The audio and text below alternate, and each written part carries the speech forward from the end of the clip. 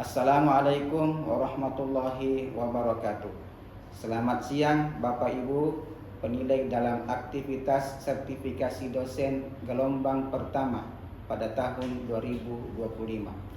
Perkenalkan, saya Dr. Johri SSM Hum, salah satu dosen prodi Pendidikan Agama Islam Fakultas Agama Islam Universitas Muslim Indonesia. Video ini dibuat untuk melengkapi persyaratan dalam pengajuan sertifikasi dosen gelombang 1 tahun 2025, yaitu pernyataan diri dosen dalam unjuk kerja Tridharma perguruan tinggi pada bidang pengajaran. Pada kesempatan ini, mata kuliah yang akan saya ambil sebagai contoh video pembelajaran adalah mata kuliah Pendidikan Agama Islam pada program studi Pendidikan Agama Islam Universitas Muslim Indonesia dengan tema pembelajaran adalah etika, moral, dan akhlak. Mata kuliah ini terdiri dari 2 SKS yang disampaikan melalui metode DIA, yaitu Delivery, Interaction, and Assessment dalam pembelajaran di kelas secara tatap muka atau luring. Adapun deskripsi mata kuliah ini adalah mata kuliah Pendidikan Agama Islam bertujuan untuk membentuk kepribadian mahasiswa yang religius, berakhlak mulia, cerdas secara intelektual, emosional, dan spiritual.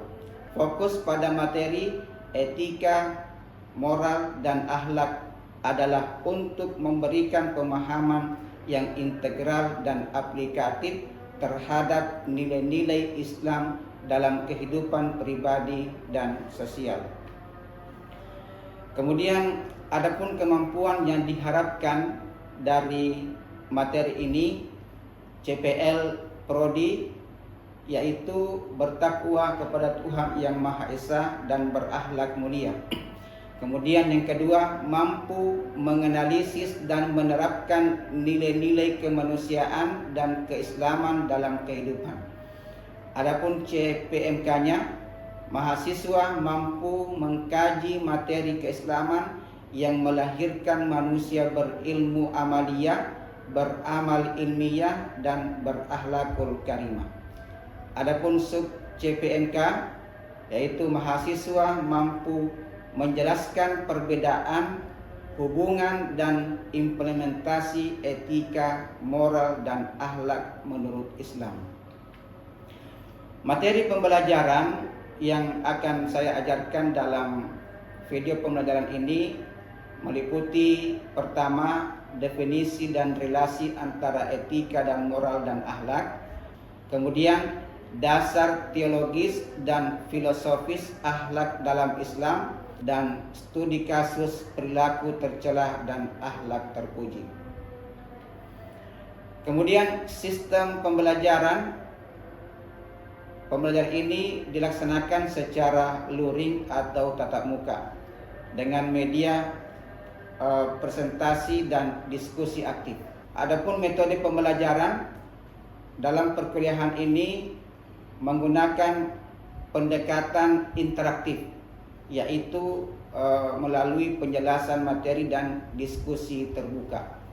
Kemudian perkuliahan ini pula menggunakan metode studi kasus, yaitu akan saya tampilkan video pendek yang dapat memberikan gambaran kepada mahasiswa terkait dengan etika, moral, dan akhlak.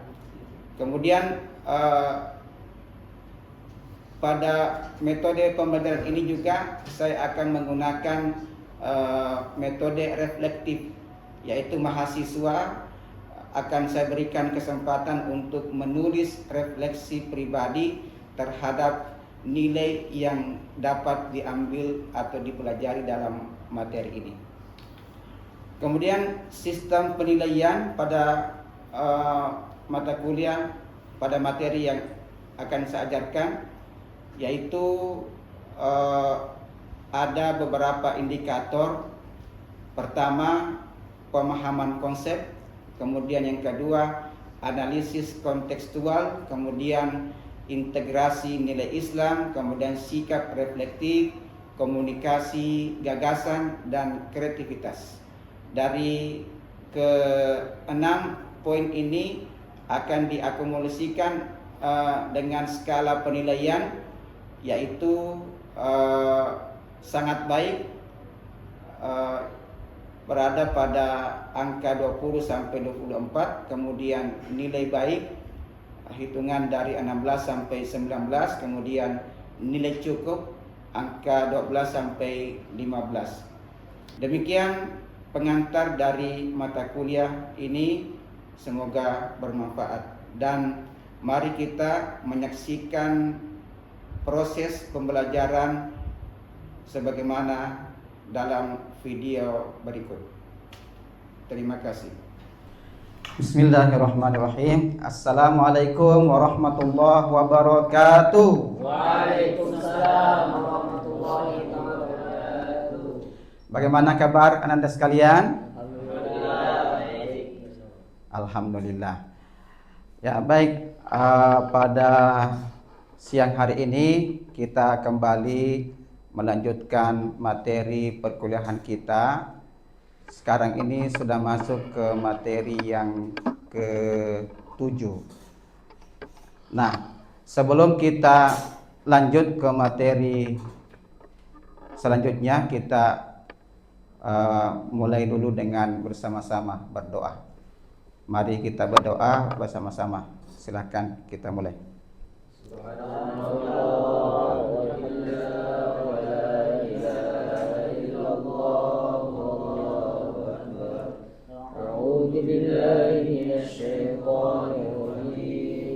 Bismillahirrahmanirrahim. Allahumma salli ala sayyidina Muhammad wa ala ali sayyidina Muhammad.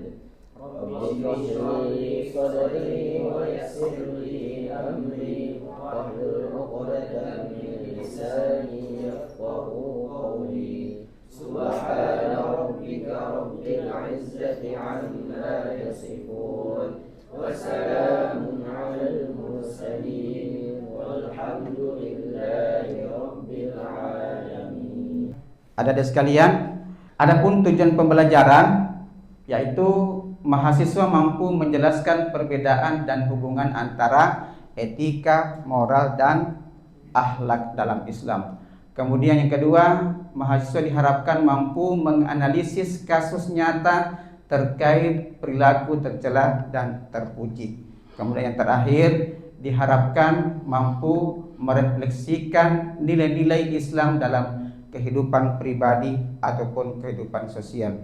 Sekarang sebelum kita masuk ke materi yang kita akan kaji pada siang hari ini, saya ingin kembali mereview atau menghubungkan materi sebelumnya. Ya, materi sebelumnya kita sudah bahas tema terkait dengan hukum Islam dan kontribusi umat Islam Indonesia. Nah, kira-kira apa kaitannya materi kita hari ini dengan materi sebelumnya?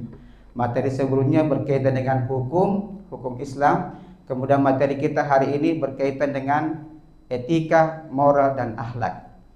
Untuk lebih jelasnya, saya akan memberikan beberapa pertanyaan, dan pertanyaan itu saya minta dijawab secara berkelompok nanti ya. Oke. Baik, pertanyaan pertama. Setelah mempelajari hukum Islam dan kontribusi umat Islam Indonesia, menurut kalian, apakah hukum Islam ini cukup hanya ditegakkan secara lahiriah saja tanpa disertai akhlak yang mulia?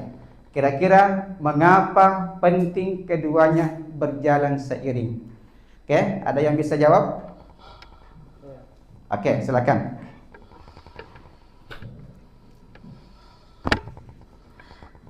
Hukum Islam tidak cukup ditegakkan dengan lahiriah saja, akan tetapi didasari dengan akhlak yang mulia.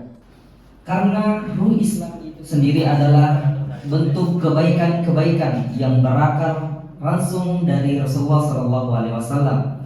Tanpa adanya akhlak yang baik, akhlak yang mulia, akan bisa terjadi banyak hal. Terkhusus adalah penindasan di mana-mana. Jadi akhlak memastikan bahwa pelaksanaan hukum benar-benar bisa membawa pada kemaslahatan bagi umat. Oke, tepuk tangan untuk teman kita ya, luar biasa. Baik, adik-adik sekalian, kita lanjut. Jadi materi kita hari ini yaitu etika, moral, dan akhlak. Ini ada 3 kata yang di dalam penggunaan bahasa sehari-hari itu hampir sama. Ya, ada namanya etika, ada moral, ada akhlak. Biasa dikatakan tidak berakhlak ini orang. Ada yang mengatakan tidak beretika ini orang. Ada yang mengatakan tidak bermoral ini orang. Kira-kira apa bedanya? Nah, kita lihat etika itu dari segi etimologi biasa disebut etik ya, atau etos dari asal penggunaan bahasa Yunani, etos yang berarti watak, kesusilaan atau adat. Jadi terkadang etika itu terkait dengan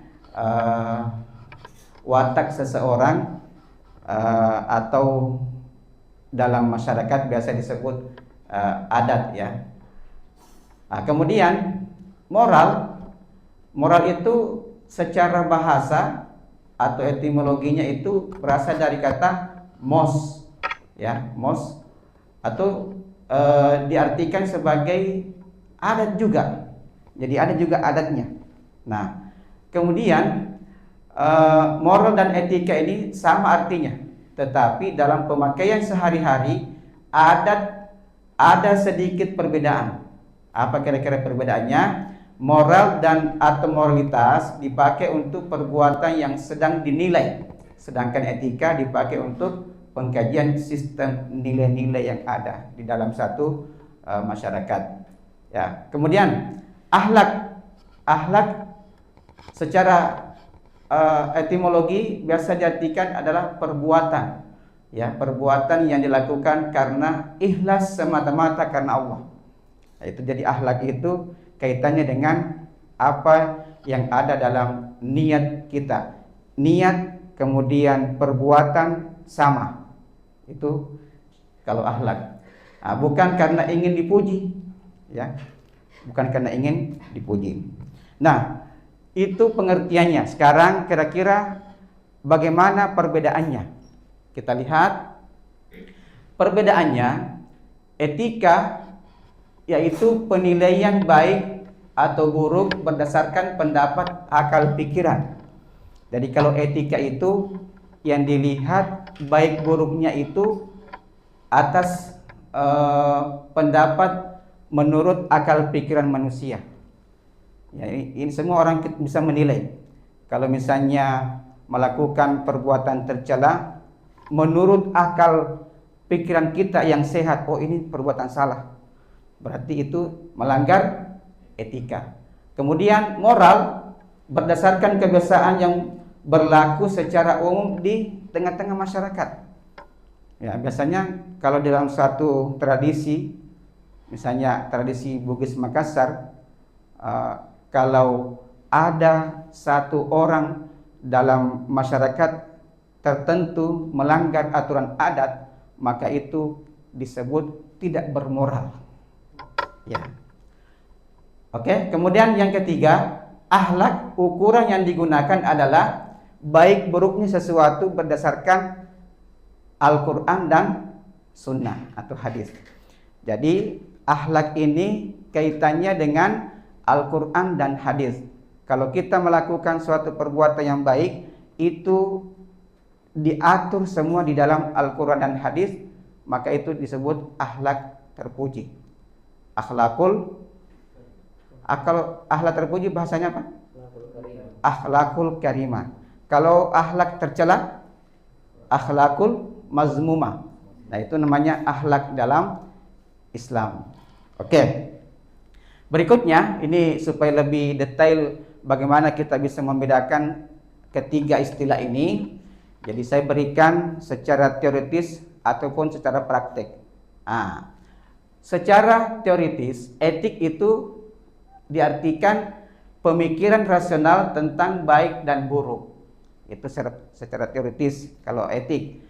Dalam prakteknya, biasanya dalam tradisi kita ya, etik itu misalnya mematuhi kode etik profesi. Biasa dengar istilah kode etik profesi guru, ada kan? Kode etik profesi dosen, ada.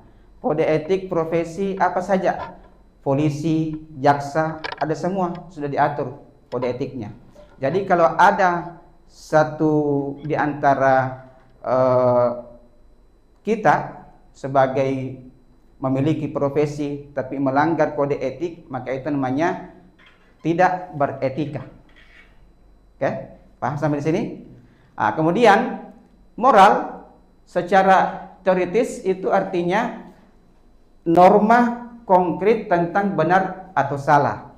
Ini lebih spesifik di dalam kehidupan bermasyarakat. Jadi kalau misalnya dalam suatu kampung melanggar adat istiadat di kampungnya itu, maka itu namanya pelanggaran adat. Maka pelanggaran adat itulah disebut dengan tidak bermoral. Ya. Misalnya perempuan sudah lama pacaran dengan cowoknya, tetapi cowoknya tidak punya modal untuk datang melamar. Karena modal nekat, ayo kita seleriang. Seleriang itu namanya melanggar adat, berarti tidak bermoral. Oke. Yang ketiga, akhlak. Akhlak ini artinya perilaku manusia sesuai dengan nilai agama. Jadi semua perilaku kita yang bertentangan dengan nilai-nilai agama, maka itu namanya tidak berakhlak. Jadi bukan lagi persoalan adat istiadat, bukan lagi persoalan profesi di lingkungan kerja, tetapi semua hal yang tidak sesuai dengan aturan agama, maka itu namanya tidak berakhlak. Oke, paham sampai di sini? Oke, baik, kita lanjut. Nah, bagaimana aktualisasi etika atau akhlak ini dalam kehidupan sehari-hari? Jadi saya lebih cenderung menggunakan istilah akhlak ya. Nah, kira-kira bagaimana aplikasi atau aktualisasi akhlak di dalam kehidupan kita sehari-hari? Ini yang paling penting. Ini yang paling penting kita praktekkan dalam kehidupan kita. Dalam akhlak itu bukan hanya akhlak itu kaitannya dengan diri kita, tetapi ada akhlak berkaitan dengan hubungan kita kepada Allah. Ya, jadi bagaimana hubungan kita kepada Allah itu namanya akhlak juga. Hablum minallah. Bagaimana itu hubungan kita kepada Allah? Lewat dengan tawakal. Ya, tawakal ini tawadu, husnuzon. Husnuzon itu artinya berbaik sangka kepada Allah. Ya, itu semua bahagian daripada akhlak kepada Allah. Ibadah, zikir, doa itu juga kaitannya dengan akhlak kepada Allah. Kemudian ada juga namanya akhlak kepada diri sendiri. Ini penting juga kita. Jangan sampai baik hubungannya kepada Allah, tetapi tidak baik hubungan kepada diri sendiri. Bagaimana akhlak kepada diri sendiri? Yaitu ada namanya amanah, siddiq, haya. Haya itu artinya malu. Jadi kalau ada orang tidak ada siriknya, tidak ada malunya, itu namanya tidak memiliki akhlak terhadap dirinya. Syukur termasuk juga akhlak. Jadi banyak bersyukur. Kalau ditimpa suatu musibah, banyak bersabar. Itu juga disebut akhlak terhadap diri sendiri. Nah, kemudian ada juga akhlak kepada orang tua. Jadi bukan hanya akhlak kepada Allah, kepada diri sendiri, tetapi akhlak kepada orang tua disepelekan. Itu dalam Islam diatur semua. Bagaimana akhlak kepada orang tua? Patuh, berbaik-baik, ihsan, lemah lembut, merendahkan diri. Meskipun kita lebih tinggi sekolahnya daripada orang tua, mentang-mentang lebih pintar, lebih berilmu daripada orang tua, mau nak kasih bodoh-bodoh orang tuanya. Itu tidak boleh. Mendoakan orang tua. Kalau orang tua sudah renta atau sudah meninggal, tugas kita mendoakannya. Kemudian ada juga akhlak terhadap manusia, sesama manusia ya, orang lain, dengan cara kasih sayang, saling menghormati, saling menghargai. Kemudian terakhir ada juga akhlak kepada lingkungan di mana kita berada, baik itu lingkungan alam secara luas, air, udara dan sebagainya, itu perlu semua dijaga, dilestarikan dengan cara bertanggung jawab ya, kasih sayang, memelihara lingkungan. Baik, adik-adik sekalian, berikutnya saya akan mengajak untuk mendengarkan video sebagai studi kasus. Silakan ditonton dengan baik, nanti kita akan diskusikan.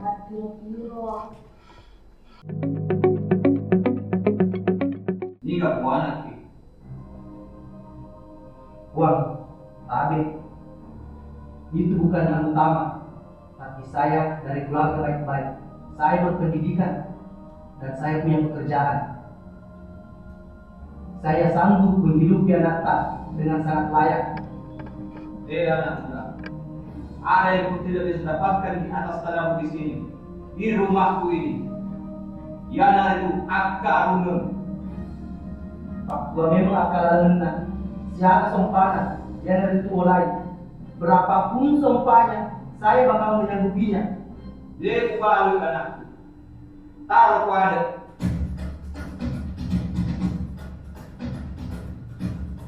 Taruh. Saya permisi.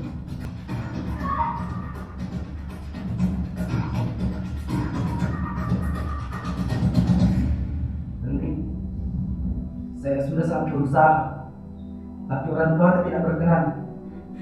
Jangan menyerah, Kak. Begitu memang orang tuaku. Menteri, kalau kamu cinta, ikutlah bersama. Tapi kalau kita pilih orang tua, perjuangan sampai di sini. Ini. Wih, bagaimana kalau begitu terjadi sama kita?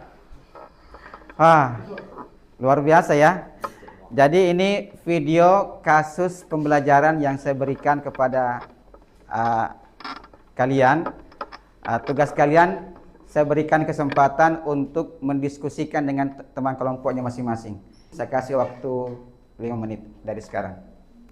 Silakan diskusikan. Oke, dalam pandangan Islam, apakah mempertahankan tradisi sosial seperti akad rungung bisa dibenarkan jika sampai mengorbankan hak anak untuk menikah dengan pilihan yang baik secara agama dan akhlak? Oke? Dari kelompok mana yang mau menjawab? Oke, silakan. Baik, bismillah. Dalam pertanyaan ini, jawabannya dalam pandangan Islam, mempertahankan tradisi boleh saja, akan tetapi selama tidak bertentangan dengan syariat Islam. Namun jika suatu tradisi seperti akad mungkin yang tadi ini yang kita lihat videonya, itu sangat menghalangi seseorang untuk menikah dengan calon yang baik maupun secara agama, kemudian secara akhlaknya. Maka dari itu tradisi ini harus ditinggalkan, sebagaimana Rasulullah SAW pernah bersabda, apabila datang kepadamu seseorang yang kamu ridhoi agamanya dan akhlaknya, maka nikahkanlah karena jika tidak akan terjadi fitnah dan juga kerusakan di muka bumi ini. Hadis riwayat Tirmizi. Jadi pengorbanan hak anak hanya dari prinsip keadilan dan akhlak Islam saja, serta dapat menimbulkan kemudaratan seperti kesedihan, kemudian penyesalan, bahkan kerusakan moral. Terima kasih. Oke, jadi menurut Anda ini sebagai orang tua seharusnya seperti apa menyikapi itu? Secara adat boleh saja yang tadi yang saya jawab, akan tetapi harus memang secara baik dan benar. Bahwa kaum geng ini kan dia tadi mempertahankan prinsip kebangsaannya, tapi ketika yang datang itu baik agamanya, kemudian akhlaknya, maka sesuai dalam hadis tadi. Jadi harus dinikahkan secepatnya. Oke. Terima kasih. Luar biasa, tepuk tangan untuk yang bersatu. Terakhir ya, adik-adik sekalian, saya ingin mengajak kepada adik-adik sekalian untuk merefleksikan diri terhadap apa yang kita pelajari hari ini. Saya kasih kesempatan untuk menuliskan refleksi dirinya, ya cukup 1 poin inti saja. Silakan tulis di sini. Ini juga sebagai bahan penilaian juga ya. Nanti akan saya lihat apa yang Anda pahami. Silakan ditulis di sini.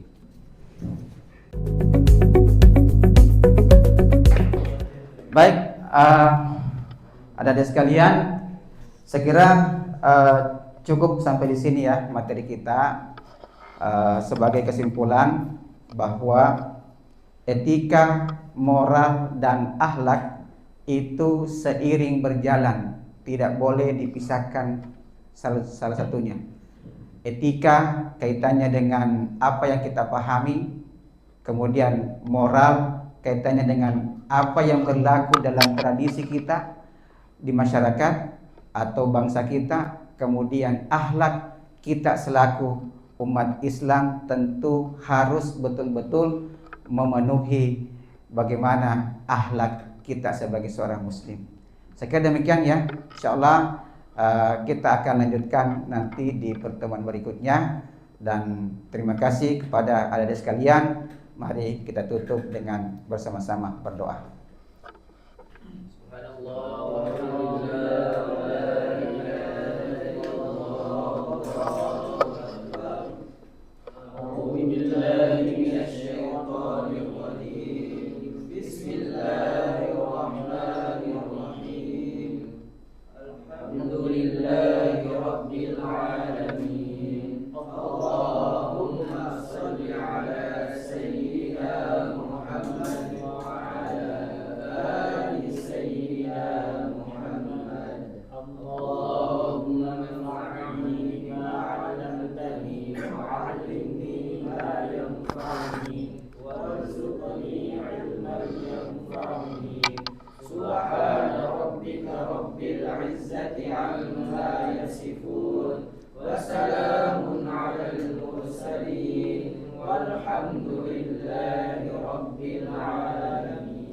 Baik, demikian kita tutup dengan bersama-sama membaca hamdalah. Alhamdulillahirabbil alamin. Wassalamualaikum warahmatullahi wabarakatuh. Waalaikumsalam warahmatullahi wabarakatuh. Ya. Baik, demikian video pembelajaran yang kami buat dalam rangka untuk melengkapi persyaratan dalam pengajuan sertifikasi dosen pada gelombang pertama tahun 2025 ini sebagai pernyataan diri dosen dalam unjuk kerja Tridharma Perguruan Tinggi pada bidang pengajaran. Terima kasih. Wabillahi taufiq wal hidayah. Wassalamualaikum warahmatullahi wabarakatuh.